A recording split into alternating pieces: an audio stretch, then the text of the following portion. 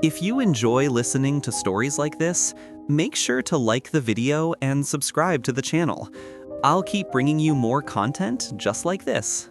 Three Shadow Village, in some sources also called Three Forked Shadow Village, is a roadside village connected to Bursa's Inagol district.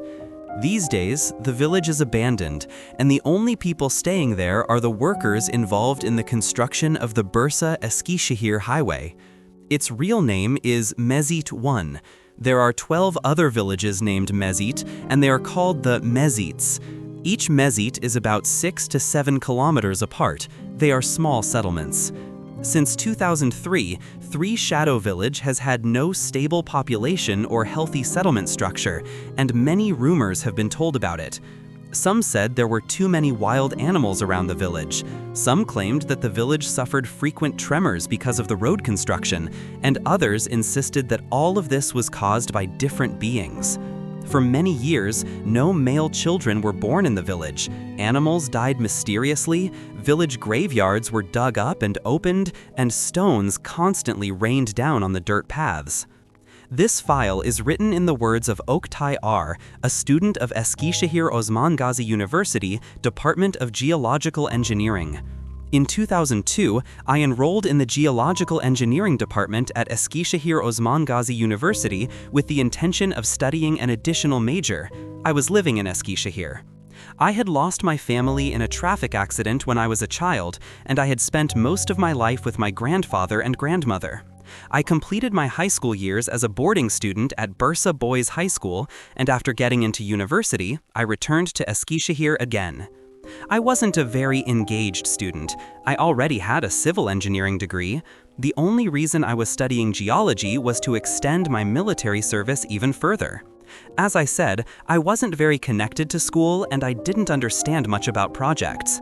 One day when I went to school, they announced that a project would be prepared. Each student would research the geological structure of a region they would choose and collect information. Some students chose Eskişehir İnönü, some chose the thermal areas in Kütahya. On the list, the only place left was Three Forked Village, Bursa İnegöl. So I had to go there to prepare my project. It could be a nice change, and besides, I hadn't visited Bursa in a long time. Whenever I had free time, I thought I could wander around Bursa, maybe pass by my old school. I went home and started gathering my things. There wasn't any place nearby where I could stay, but I knew many buses left from İnegöl for 2 lira. At the time, the workers doing the road construction would always go to the site using those minibuses anyway. After packing my things, I left the house and boarded the bus to Bursa. Midterm break hadn't started yet, so I had to finish this assignment before the holiday. My mind was at ease. I had started earlier than necessary, and I was planning to complete the assignment comfortably. It was snowing heavily. Anyone who knows Eskişehir's cold knows it well. The bus I got on was actually the Istanbul bus, and it was supposed to take its real passengers from the Bursa terminal. Other than me, there were only 2 to 3 people on the bus, and they had already gotten off in some districts of Eskişehir and gone home before we even reached İnegöl. It was just the bus driver and me left. I walked toward the front seats. "The snow is coming down really hard. Can we keep going?" I asked. "It's tough, brother, but we'll try. Maybe it'll stop," he said. 15 or 20 minutes passed, and the closer we got towards Bursa, the heavier the snowfall became. The bus driver realized he couldn't go any further and said, "We can't pull the bus to the side. Let's turn back to Eskişehir." There wasn't much left to reach İnegöl anyway. "Where exactly are we right now?" I asked. "Mezit 1, Üç Gölge village," he said. "All right, I'll get off here," I said. "Brother, in this blizzard, what are you going to do out on the streets?" he said. Back then, I was more reckless, someone looking for excitement. Of course, I wasn't going to listen to the driver. "We'll say, God's guest, and stay in someone's house," I said. The bus driver turned the bus around and dropped me off. I was about to start walking toward the village path when he called out behind me. "Look, brother, they don't say very good things about this village. Be careful," he said. "How?" I tried to ask, but the bus driver kept driving. He disappeared from sight. I thought, maybe the villagers are just a bit strange, and kept walking through the snowy night. My phone's battery was about to die, and it was truly cold. It was around 9:10 p.m., and there wasn't much distance left to the village anyway. My bags were really heavy, books, clothes, all piled up, and with the snow piling on top of everything, I'd gotten completely exhausted. Eventually, I reached the village. There were about 20-25 houses. Some of them were so run down that a person couldn't even live in them. I walked toward the village coffee house. Most of the people in the village were elderly. They looked like they were sitting and chatting in the coffee house, but the moment I approached them, they all went silent and started watching me. Not a single sound. "Salamun alaikum," I said. They didn't respond verbally. They just nodded their heads to greet me. One of the older ones said, "What's going on, son? Did you lose your way?" he asked. I told them I was a student and that I was in this village for a project assignment. They were staring at my backpack. "What's in that bag?" they asked. "A camera, books, notebooks, a measuring tape and stuff," I said. They were eyeing me from head to toe. Honestly, I felt uncomfortable. I was expecting a warmer welcome. "If you allow me, I'd like to stay in the village for 3 to 4 days, I said. They seemed a bit bothered by that, but they didn't say anything. When evening came, they left. In villages, the coffee houses always close last. When the last person stood up to leave, the coffee house owner arranged a mattress and a pillow for me inside. Right in front of my eyes, without hesitation, he locked the register, took all the money, and while doing all that, he treated me like I was some kind of thief. There really was something different about these villagers. "The coffee house opens early in the morning. Make sure you're awake too," he said. After he closed the door, "Whatever you say," I said. I hadn't liked the people in this village. The mattress was very hard, and I couldn't sleep well in uncomfortable places. Back in high school, I once fought with the principal just because the beds were uncomfortable, and I got the beating of my life. I was cursing under my breath while trying to fall asleep. When the guy at the coffee house left, he had turned off the electricity completely. I couldn't charge my phone, and maybe talking to someone at night would have been good for me. I tilted my head and tried to sleep. I was just about to fall asleep when it sounded like a small stone hit the coffee house window. I lifted my head and looked. No one was there. I kept trying to sleep. The same stone sound came again, but this time from the other window. This time I got out of bed and looked around. There didn't seem to be anyone.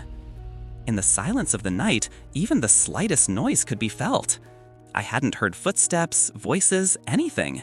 If there were, I would have easily noticed. As I looked out the window and turned back toward the bed, the door suddenly slammed very hard. I turned around. There was no one. I walked toward the door and opened it, but there was no one on either side. It was better not to sleep tonight. After all, I was in a village I didn't know, in a place where I didn't know the people. I gathered the mattress and bedding and sat on a chair. I started watching the village. All the lights were off. The villagers were asleep. I thought this was a good chance and decided to take a walk around the village. There was no one on the streets, and because it was winter, road work had stopped. Left and right were quiet, as you can imagine. I wandered through all the streets of the village. Nothing in particular caught my attention.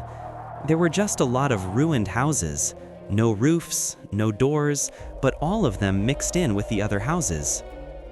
When I finished walking around the village and started heading back to the coffee house, one detail stuck in my mind.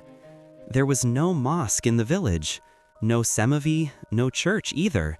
It was a small village, and I was sure I had walked through all of it, but I hadn't seen any of those buildings. That was the only thing stuck in my mind. Honestly, walking around had made me forget about the noises from the window. It had cleared my head a little. As morning approached, I had fallen asleep on the chair. I woke up when people started coming into the coffee house. "Did you sleep well?" they asked. Out of politeness, I said I slept fine. It was obvious they were uncomfortable with me. I was thinking about finishing the assignment quickly and leaving this place. After having breakfast at the village coffee house, I slowly started getting ready. I planned to settle into a hotel in Inigal and present the project with some quick, half-done photos. While I was preparing my backpack, one of the villagers asked, "What's up, brother? Where are you headed?" "I'm going to Inigal. I've bothered you enough," I said. They didn't say anything. In a way, they were admitting that they felt uncomfortable. After wishing everyone bon appetit, I walked toward the door. At that moment, a young boy grabbed me. He was the only young person I had seen in the village. "Our teacher said the village roads are closed and that we'll be hosting you for another 2 to 3 days," he said. "Teacher? Who is your teacher?" I asked. He said I would meet him soon. The boy slowly walked toward the table where the men of the village were sitting. When they saw him, they didn't look at him like a young person, but more like they were seeing an elder. They folded their hands in front of them. "He is the teacher's guest," he said. They were all looking at me. I thanked the man who said that. "Is there a place I can stay?" I asked. He said he would take care of it and left the coffee house. He had a white horse. He hopped onto the horse and headed toward the village forest. After what the boy said, the villagers began showing interest in me. They seated me at the head of the table and started asking me questions. As they asked me questions, I also began asking them. But in the back of my mind, the same question kept bothering me. Why wasn't there a mosque in the village? After gathering enough courage, I asked them, "I walked around your village a bit last night, but I couldn't find a mosque. Where do you pray?" I asked.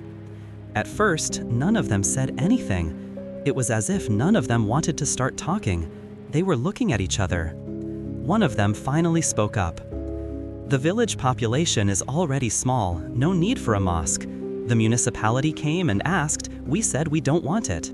We don't have the strength to take care of a mosque," he said. After he spoke, the others agreed with him.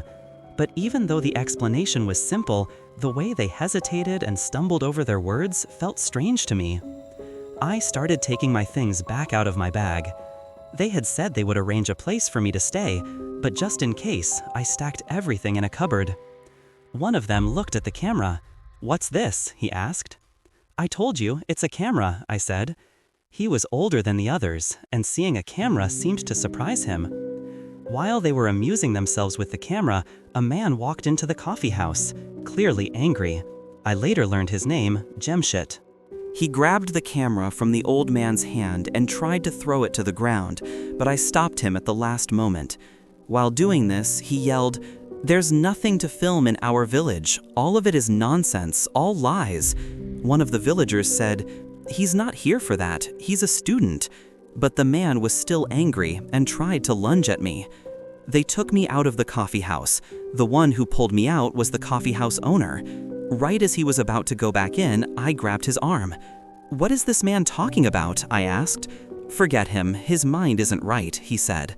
My camera was still in my hand. The man went back inside. The place had gone quiet, calmer. Later, they called me inside. Chemshit was there too. "I thought you were a journalist or something, brother. Sorry," he said. "Even if I were, is there something you're hiding?" I asked. No one said a word, as if everyone had sworn not to speak. I left the coffee house and started walking around the village.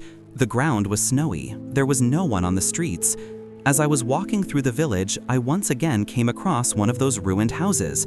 There were writings on the wall that I couldn't make sense of, and a drawing. In the drawing, there were 3 tall beings, pitch black. They were holding a baby in their arms, and all of them were staring at it. There were strange writings around it. While I was looking at this house, I heard the sound of a horse behind me. It was the kid from the coffee house that day. "What's up, brother?" he said. This time he had a friendly look on his face. "This picture on the house, is it some kind of historical artifact?" I asked. He smiled. "I don't know. It's been here since the day I was born," he said. I asked his name. I asked if he was from this village and what he was doing in the forest. "My name is Azad. I was born in this village. I grew up in this village. My mother died during childbirth, and I haven't seen my father. Ever since I can remember, I grew up thanks to the Hocha. I developed thanks to him," he said. I was curious about this man he called the Hocha. "Who is this Hocha? Can you introduce me to him?" I asked. "There's a time for that, brother. There's a time," he said. But I didn't have much time. How long could I stay here anyway? I just said okay and let the subject go. I asked if he had arranged a place to stay. He said I could stay with him if I wanted. Azad was a decent, well-mannered young man. I said I'd gladly stay. "Do you live alone? I don't want your Hocha to be bothered," I said. No, he visits sometimes, but he won't be bothered," he said. We went to the coffee house and I started gathering my things. Azad's house wasn't inside the village, it was in the forest behind it. It was like a big 3-story mansion. There was no one around. The garden of the house felt like the entire forest. Azad got off the horse and I jumped down after him. We went inside the house. For that time period, it was an exceptionally well-kept, high-quality house. Even though the outside looked a bit like a ruin, the inside was just as tidy and elegant. The living room was large, the stairs were long and grand, and the bathroom, like in every village house, was located in the garden. Azad's house was the most beautiful place I had seen in the village. "If you want, you can leave your things in the room upstairs," he said. The room I was going to stay in was on the 2nd floor. Azad stayed on the top floor. Across from my room, there was another room. That was probably where the man he called the teacher stayed, because it was a fully furnished room. The place I would stay in was obviously a guest room.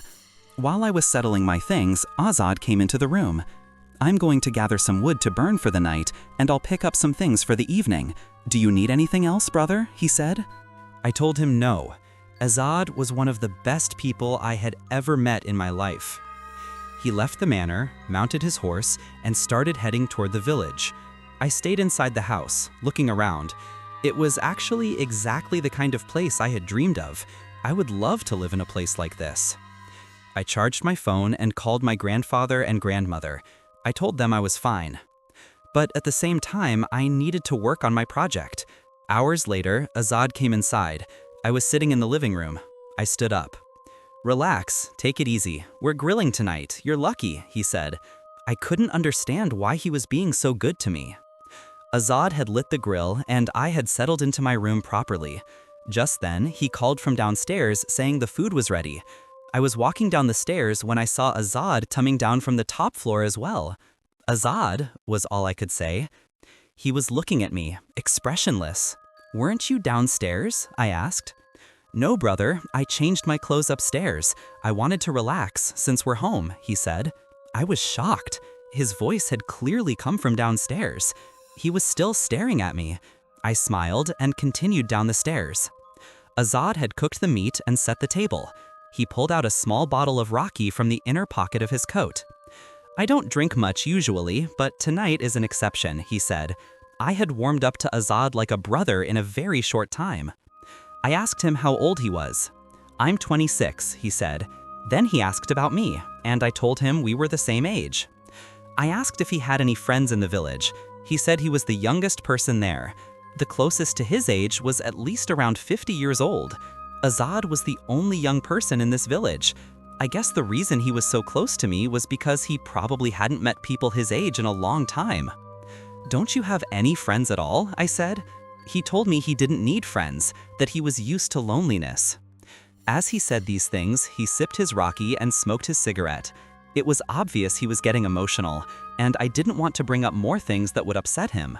He pointed at the horse outside. "That's my only friend," he said. I answered jokingly, "And there's also that teacher of yours, of course. I didn't forget him." He laughed. After we finished the Rocky, we headed inside. The weather was already freezing. Azad went up to his room, and I drank some water in the kitchen before walking toward my room. After tidying up around me, I laid down on the bed. It was late. With the exhaustion of the day and the effect of the alcohol, I had a terrible nightmare.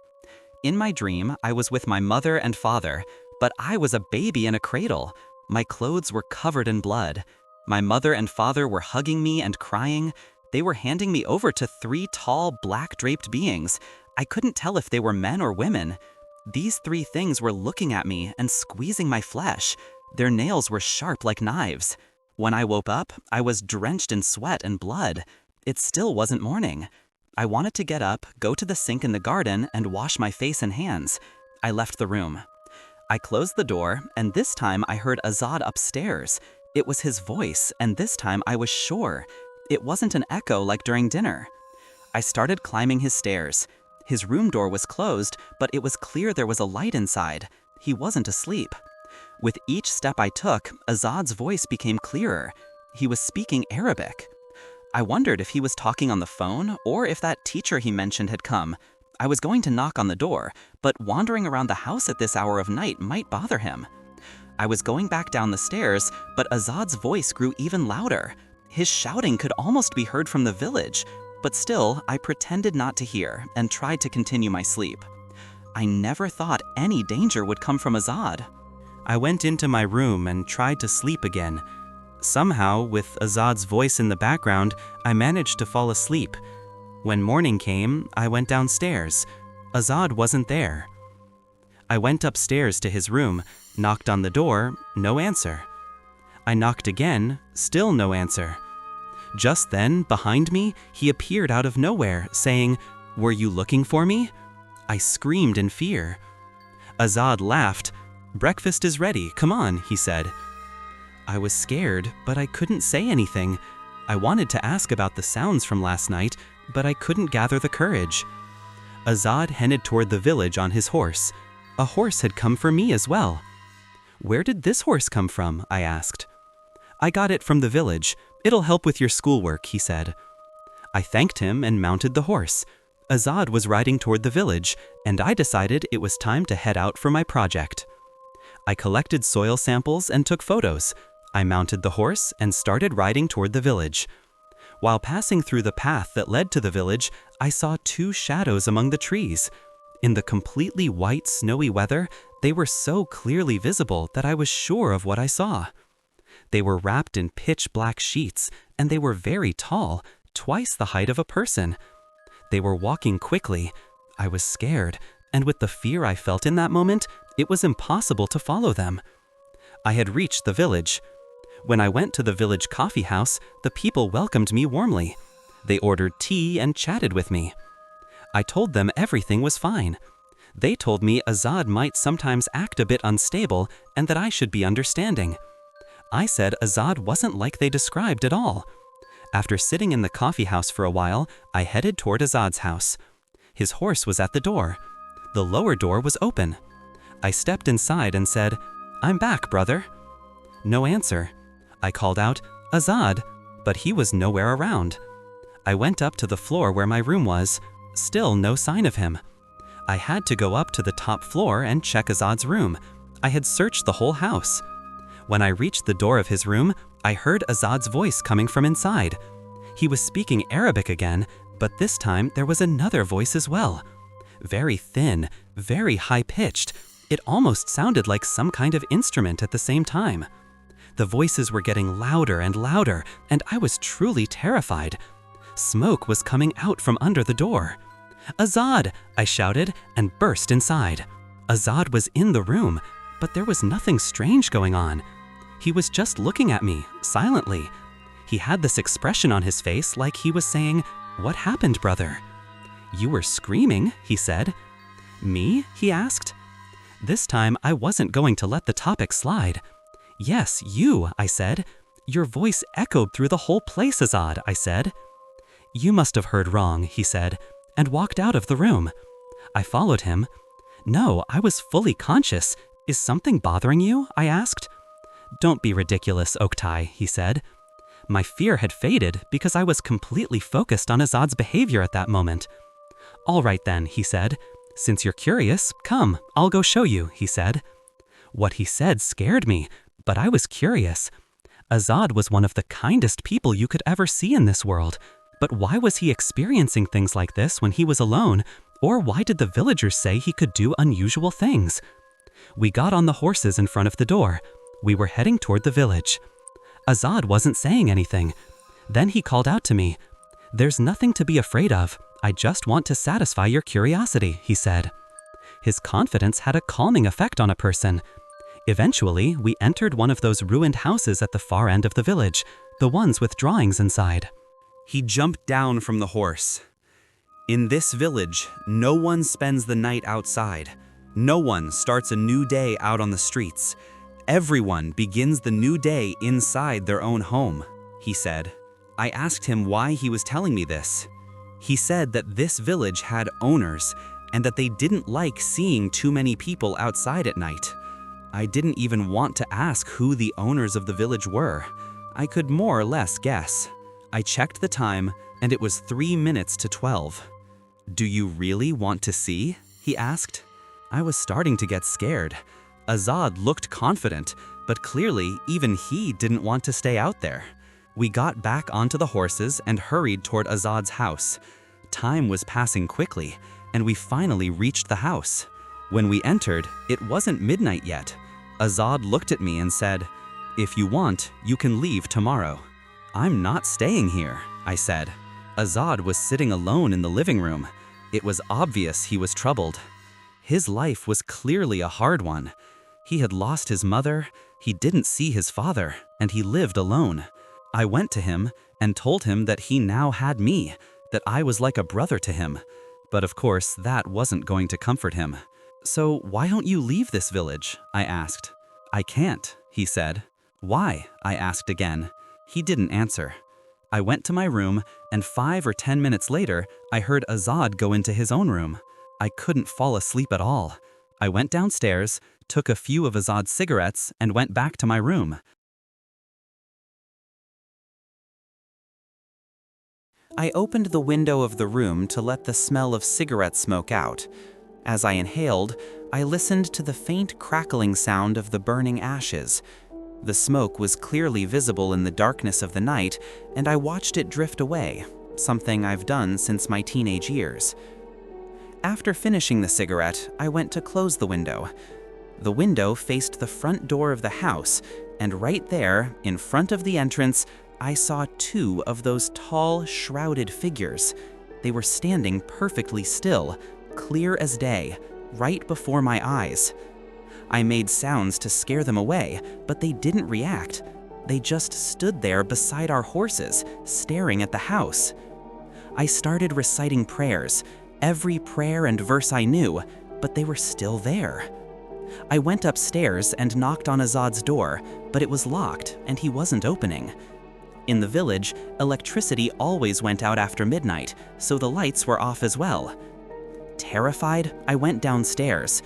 I had heard somewhere that Djinn disappear when they see humans, and relying on this hearsay, I slowly moved toward the door. I opened the front door. Those 2 things were still standing right there. As I approached them, both suddenly let out an extremely thin, shrill scream. Birds flew out of the trees. The horses began to run and panic. Those 2 beings let out a sound so piercing, so sharp, it felt like my ears went deaf. I collapsed to the ground, shaking, crying in fear. At that moment, Azad rushed out of the door. "Bi naleke hayem," he shouted, driving them away. Then he ran to my side. I could only repeat, "Azad, Azad." "Don't be afraid, brother," he said. "They are here for our protection." All I could do was tremble. I stayed like that for nearly an hour before I was finally able to force myself back into the house. We went inside the house. I sat down on the single armchair in the living room. Azad, with a cigarette between his lips, kept asking me things. "Did you see them? Did you make eye contact with them?" he asked. I couldn't remember. I just wanted to leave this place. Without answering Azad's questions, I tried to go upstairs to pack my things. Azad didn't let me get up. "Oktay, did you look them in the eyes or not?" he insisted. I had calmed down a little and finally said yes. Azad's face dropped. "You did something you should never have done," he said. "I'm leaving this place. Here, this is all I needed to tell you," I said. He put out his cigarette. "Ve'euzul jan, hak kabri Djinn," he uttered. It felt as if the whole house was shaking, like the ground was slipping away from under my feet. I fell face first down the stairs. "Did you really think you could run from them?" he said. With just a single phrase, Azad had brought me to this state, and behind him, those shrouded beings had appeared again. "The safest place in the world for you right now, Oktay," he said. I found myself thinking he might be right. What he said sounded strangely reasonable. "Don't fear Havis or Efhas," he continued. "I saw them today on the road to the village," I said. He told me they had been watching me on Hoja's orders. I just listened. Havis and Efhas stepped out toward the doorway again. Azad brought me a glass of water. "If you can see them with the naked eye, just imagine the state you're in. "Maybe you should never have come to this village, but now we'll join forces and save you," he said. I prayed that everything I was seeing was just a dream. The two beings Azad called Havis and Ephas were still standing in front of the door, staring at us. I shut the door, but this time they were watching us through the windows.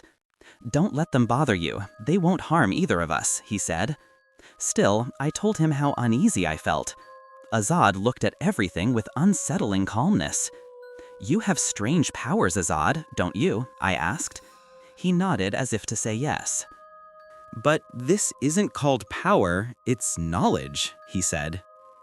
Whatever. I continued with my questions. I asked if anyone else in the village, besides the two of us, could see the things at the door. He said only we could see them. "When I first arrived at this house, were they already here?" I asked. "Yes," he said. "So why can I see them now? What changed in just 2 or 3 days?" I said. As I questioned him, Havis and Ephas were still watching us. Their presence terrified me.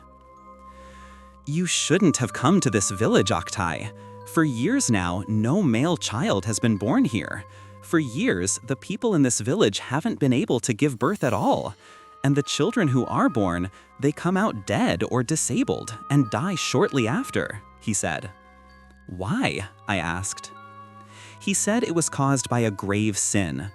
When I asked him to explain, he said that part of the matter didn't concern him. "Get some rest," he said. Dawn was approaching. It had been a difficult night. My mind was full of questions. It felt like Azad wasn't telling me everything he knew. By morning, Azad still hadn't woken up. Havis and Ephas were no longer at the door. I fed and watered the horses. I looked around. Nothing unusual had happened during the night. After a while, Azad came downstairs.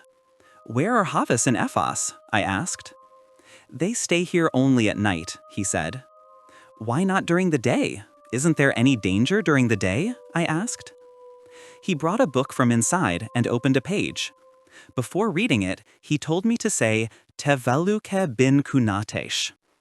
I was about to start with Ozubasmela, but he stopped me. "Don't say that. If you're dealing with this book, you will not speak the name of God," he said. I read exactly what was written. "So what does it say here?" I asked. The text was in a different language. He said it explained that Djinn disturb people at night and draw them toward themselves between the late evening prayer and dawn. I told Azad I didn't want to learn such things anymore. He understood. I had completely abandoned the project, the course. I honestly didn't care anymore. That day, I just stayed at home. I called my loved ones on the phone and tried to clear my head a bit. Evening came again, but Azad still hadn't returned home.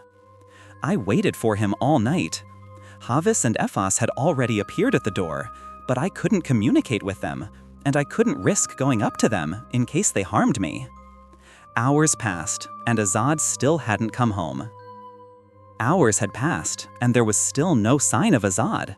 I kept praying on one hand and watching the road on the other. It was getting close to midnight. Azad had said they appear after midnight, so he might have been in danger. Time went by, and finally the door knocked. It was Azad. "Sorry, brother," he said. I told him I was worried and that I felt something bad had happened. "Our protectors are with me. There's nothing to worry about.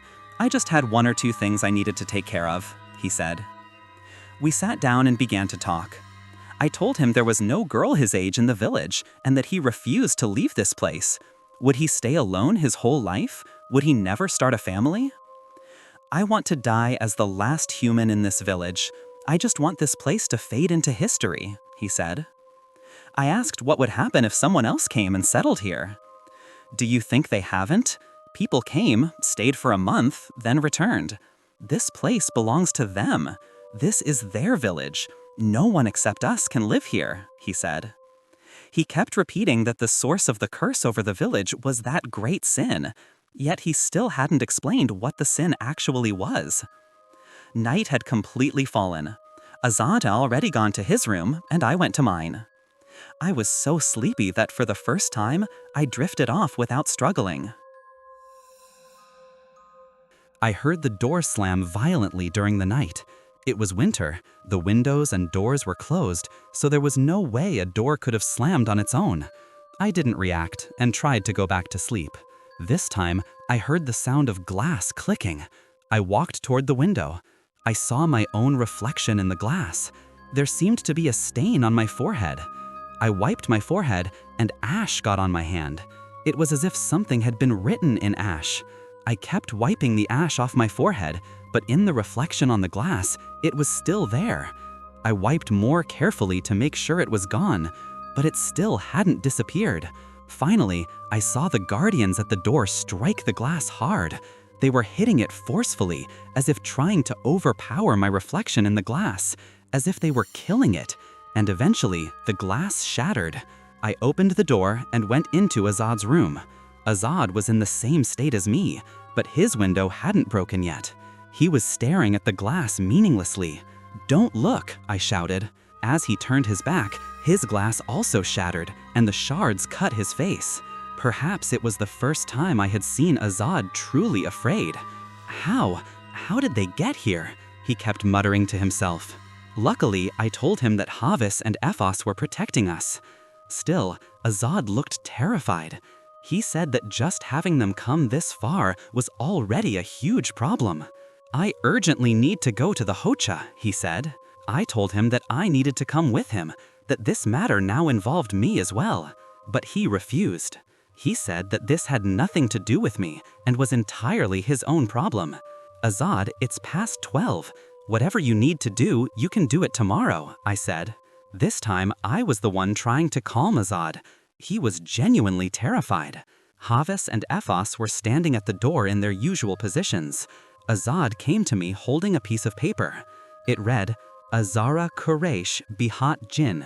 "Read this with the basmala, never without it," he instructed, "and blow it into the house as you read."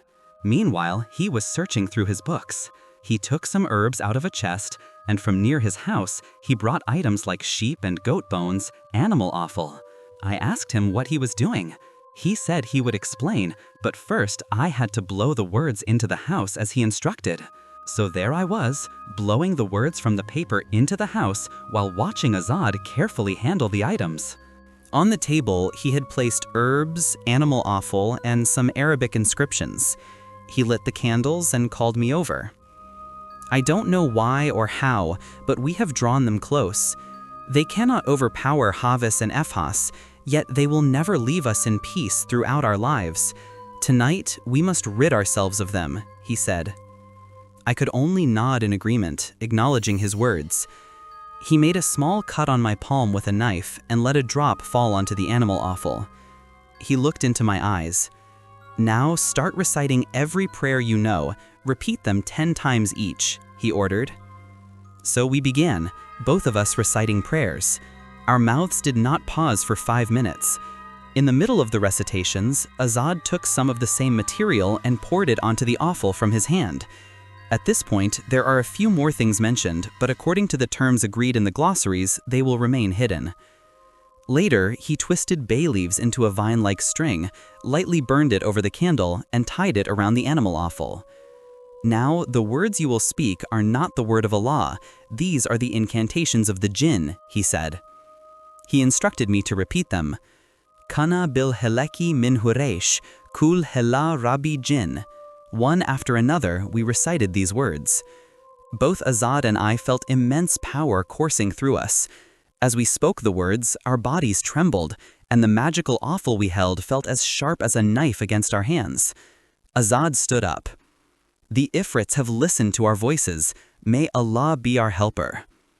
Morning had come. Whatever we had done last night, referring to the Azami Lahate ritual, had completely exhausted me. Maybe we had only been reading from pieces of paper, but that day I had felt the deepest fatigue of my life. Azad had woken up, fed and watered the horses, and was heading toward the barn when he suddenly rushed back into the house and slammed the door. "Azad, what happened?" I asked. "The barn," he replied. I followed him out and toward the barn. Inside, the sheep had been slaughtered. In blood on the wall, there was writing, in Arabic. It read, "Reborn." This reminded me of the writing in the abandoned house at the village entrance, though there it had only said Dog. I went up to Azad. "Who do you think did this?" I asked. "Why didn't Havis and Efhas do anything?"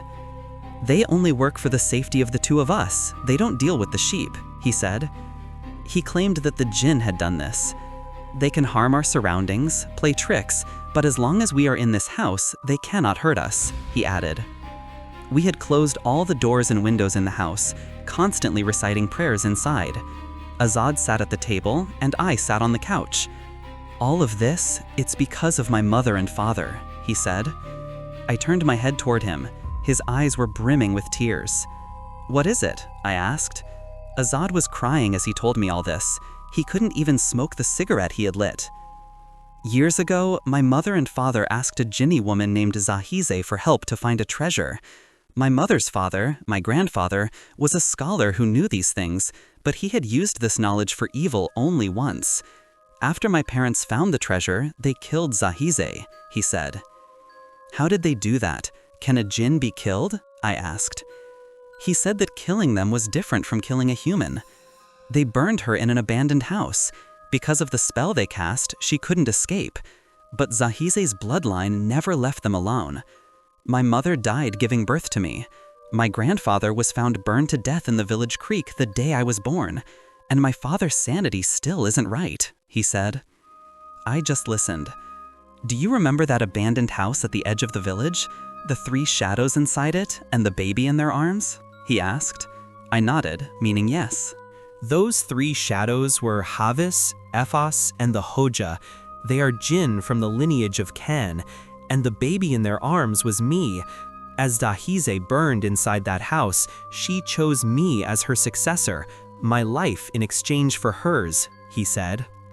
He told me they were harmless and existed only for his protection. Azad had become part of the bloodline of Zahize. Maybe he wasn't a Djinn himself, but the Djinn were protecting him now. "So what about the other people in the village? Do they know this?" I asked. He said that they didn't really understand the situation, but occasionally the Djinn would appear to him as well. "If any harm comes to me, they wouldn't leave a single stone unturned in the village. That's why I can't leave this village. If I were to leave, the entire village would be destroyed," he said. Azad really was a kind-hearted person. He was carrying the sins of others and perhaps saving the lives of the entire village. "The villagers know this too. They won't hurt me. That's why they welcomed you so openly at the coffee house that day," he said.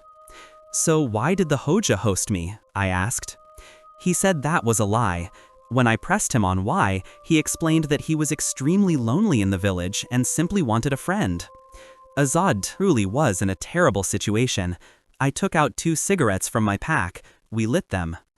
"I wish I could have let you leave, Oktay. I'm sorry," he said, crying like a child. I tried to quiet him by joking in my mind.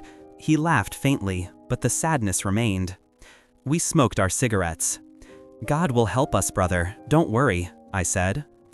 As a result of a sin, Azad had been handed over to the Djinn named Havis, Efhas, and the one called Hoja, instead of a Djinn named Zahize. Or rather, these Djinn had taken Azad from his family's hands. While telling this, Azad said that he now wanted to be free from them. "For years, I've been struggling to save myself, to be able to go somewhere else, but I know if I leave this village, they will destroy the villagers." "What crime did the villagers commit? Wasn't this sin committed by your mother and father?" I asked. He said it was done through Aramaic magic, tied to an Abkhaz tradition. He explained that after finding the treasure, his parents hosted a feast in the village, and everyone who ate that meal was cursed. Azad was the youngest in the village. After him, no boys were born, and the girls who were born came into the world disabled and died before reaching 5. Everyone in the village, except Azad, had been present at that feast. Havis, Efhas, and Hoja would not attack the villagers as long as Azad existed. We had spent the entire night talking about these matters. I asked him how he first met them. He said he had been raised by Havis, Efhas, and Hoja from a very young age. One day, an old man came to the village. This man was someone with knowledge. The villagers had called him here. They wanted him to recite prayers over the village. I was a small child, and when I went to the coffee house to drink water, he grabbed me by the arm. He said, "Min sherry du mahen," and blew into my face, he said. After hearing those words, he said he saw 2 Djinn behind the old man, just like Havis and Ephas. The old man also had guardians. And after that breath was blown into his face, he could clearly see the Djinn who wanted to draw him into their bloodline. Azad said that after everything that happened, the villagers saw him as their only salvation, but he clearly looked tired. "How will we get rid of them?" I asked. "They won't harm us, but I want to live a life of my own. I've become a target for Djinn of different tribes." I asked why. Could Djinn fight among their own tribes? Zahize was Muslim. Havis, Ephas, and Hoja are Muslim too, but the others, he said. Everything he explained made perfect sense. I asked again how we would be freed. "I've been trying to learn these sciences for years. They took me in exchange for Zahize's life. The only way to be rid of them is to kill them," he said. "But they never harmed you," I said. "Maybe not directly, but I also want a friend, people I love, people I can watch a match with, people I can go places with," he said. I told him what we were planning to do was extremely dangerous. "If you don't want your life to be spent in this village like mine, you have to accept it, Oktay," he said. I asked how we were supposed to kill them. His mother and father had once tried to kill a Jinni as well and had succeeded, but the Jinni's bloodline never left Azad alone and ended up killing his parents. "They overlooked something crucial," he said. "What is it?" I asked. "If you kill a Jinni, it will haunt only you. But if a Jinni from a different tribe kills one of them, a tribe that is not Muslim, then no harm will come to you here," he said. From what I understood, we wouldn't be killing Havis, Ephas, or Haja ourselves. We would summon Djinn from different tribes to kill them instead. "Azad, this is extremely dangerous," I said. "Oktay, I've been involved in this since I was 7 years old.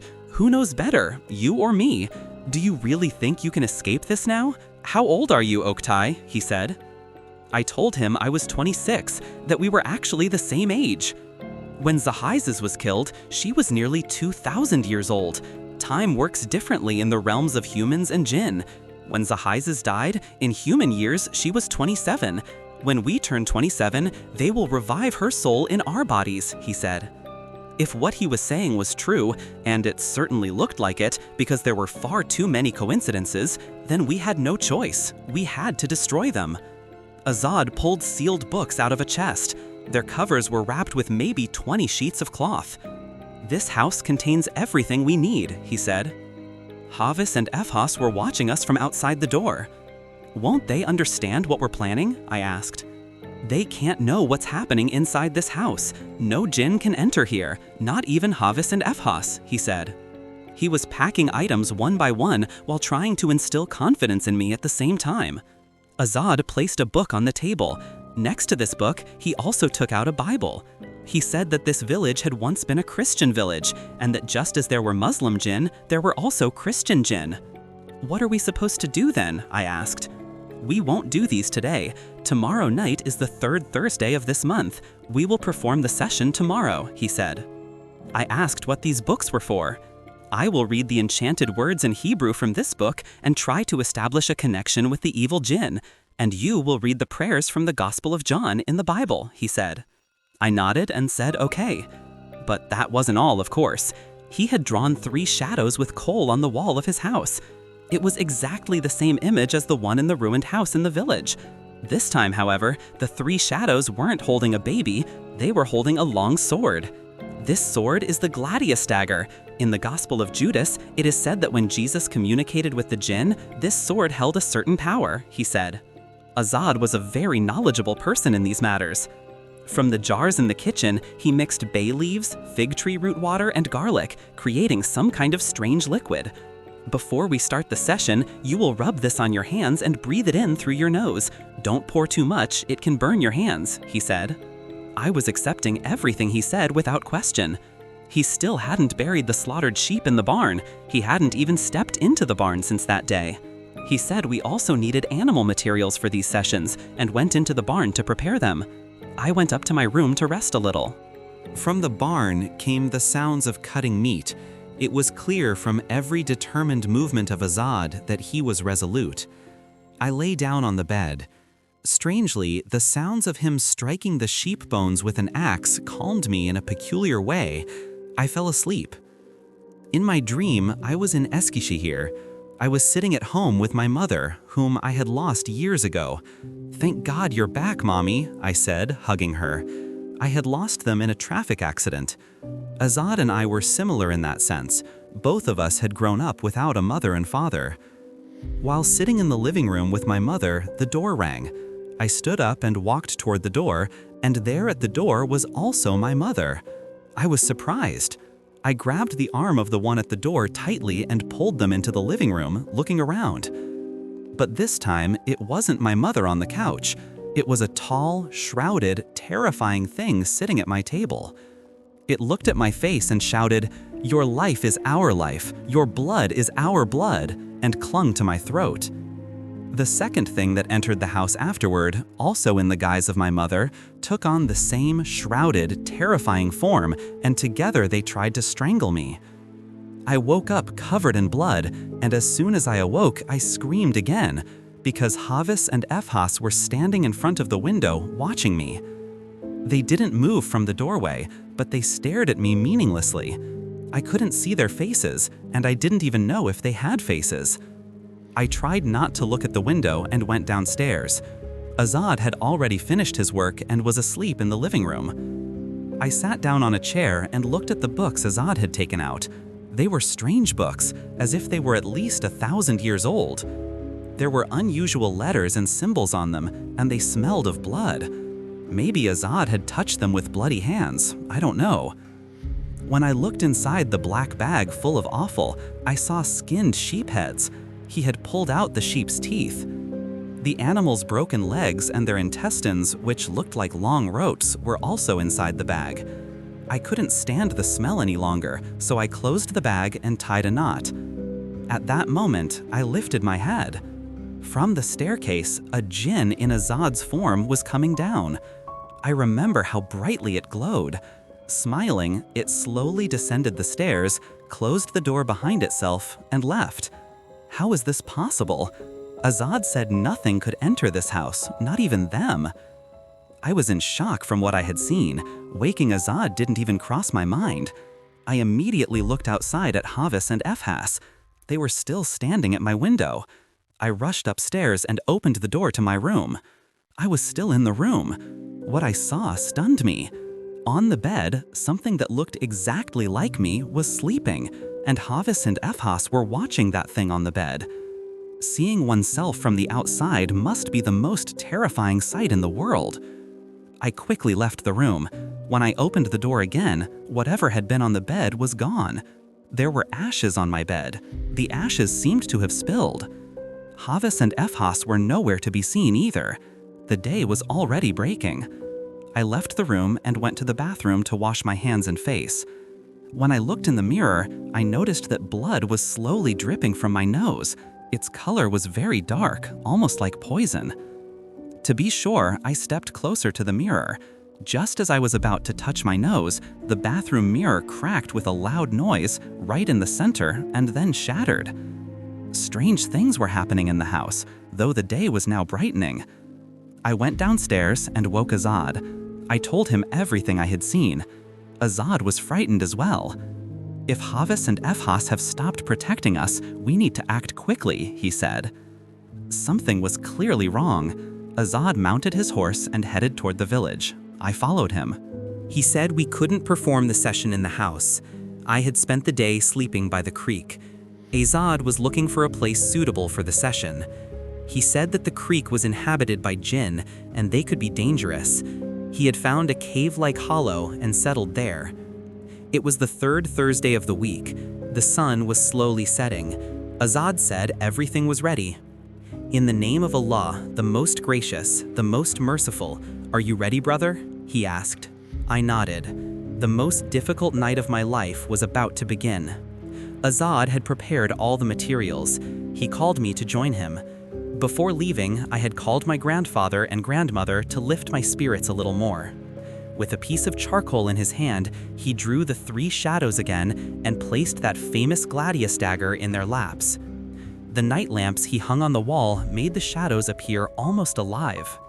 He had made a circle out of animal entrails, a triangle from herbs inside that circle, and in the exact center of the triangle, he created an eye with candles. The shape resembled a Masonic symbol, but he said it was something different, a Babylonian tradition. I was excited, and Azad, for the first time, had lost so much of his usual cold-blooded composure. He handed me a piece of paper. It read, "Will hoc Zaheisen Sherry." I began to read the words slowly and carefully. We were about to start the session when Azad stopped. "Wait a minute," he said. I asked him what was wrong. The book stayed at home," he replied. Starting the session without the book was impossible. There was nothing we could do, so Azad mounted his horse and headed back toward the house. I kept watching my surroundings from the side. Azad disappeared from sight. I walked down to the creek and lit a cigarette. Could I have imagined that all this would happen to me before coming to this village? While waiting for Azad, I smoked quite a few cigarettes, and it was already getting late. I lay down on the grass, waiting for him, but no one came or went. While waiting for Azad, I felt 3 shadows walking behind me. I stood up and looked toward the creek. There was no reflection of anything in the water, but I was certain something had passed behind me. "Azad," I called out. Nothing answered. When I turned my head back toward the creek, I saw 3 shadowy figures at the far end. They were extremely tall, and the darkness of the night made them truly terrifying this time. The voices belonged to my mother, father, and foster sibling, whom I had lost years ago. They were calling out to me. At that moment, I remembered what Azad had said. One night, if someone calls your name and the voice belongs to someone you love, run from there. I stepped backward, and they were moving toward me rapidly. I jumped onto my horse and fled into the forest, but the horse suddenly stopped. There was nothing in front of us, yet it refused to move, as if it didn't want to go home. I got off the horse and continued running. My heart felt like it would burst out of my chest. My legs could hardly carry me, but I had to get home. I ran with all my strength and found myself in front of the house. The door was open and the lamps were lit, yet all the room's lights were on. Every corner of the house was in disarray, as if it had been thoroughly searched. I quickly began looking for Azad. As I walked toward Azad's room, I noticed footprints on the floor. In fact, more than one set. I slowly climbed the stairs. I kept calling Azad, but there was no answer. Eventually, I reached the door of Azad's room. There were scratch marks, mud, and bloodstains on the door. I slowly opened it. Azad was lying there, his hands tied behind his back with a rope. Blood was flowing from his head, and deep punctures had been carved into his temples with a blade. I had seen many dead bodies in my life, washed them even, but this was the first time I had seen a corpse this fresh. Azad was dead. His face was bruised and battered. He had been slaughtered mercilessly. I wanted to call the police, but I couldn't. This could easily fall on me. I left the room, not knowing where to go. Azad had been like a brother to me in that village. He had made me feel like family, and I couldn't stop myself from crying. When I went back to Azad's room, I saw a letter upstairs. It was clearly written in a hurry, but I recognized Azad's handwriting. I knew it because earlier, while flipping through his books, I had seen a notebook with his handwriting. The letter said, "Oktay, run from this village. If you're still alive, run from here. My killer will not be Havis, Efhas, or Hoja. They will stand in front of you to protect you. Don't you dare come home. Don't even read this letter. My killers are the people of this village. They are the ones who are killing me." Azad had been killed by the villagers. I started running toward the village. The village was empty. No one, absolutely no one. Everyone had left. They killed Azad and abandoned the village. The reason they got angry when they saw a camera that day was the possibility of the village appearing in the news. Later, I learned that all of them had sold their homes, vineyards, and gardens 2 months before killing Azad. There was not a single sign of human life left. Uchgul Koyu, 3 Shadow Village, was abandoned. They killed Azad to escape the curse, and they succeeded. The name 3 Shadow Village came from Havis, Efhas, and Hoja. Everything had been so obvious. The reason they tried to stop me from going home by the river was also clear. Even if Azad was dead, they could still revive Zahiza within my body. Without notifying the police or anyone, I went back to the house. In front of the door, there were 3 small children this time, dressed in pure white, crying. They were the children in the likeness of Havis, Efhas, and Hoja. They turned their heads toward me and pointed with their hands toward the small path leading out of the village. And I ran. I ran without being able to do anything, without being able to say anything. I ran knowing I would carry the weight of Azad's death for the rest of my life and struggled to build a new life. Oktay Ar, he now lives in Eski Shahir Hassan Polatkan. After these events, he suffers from stuttering and memory loss issues. Azad D.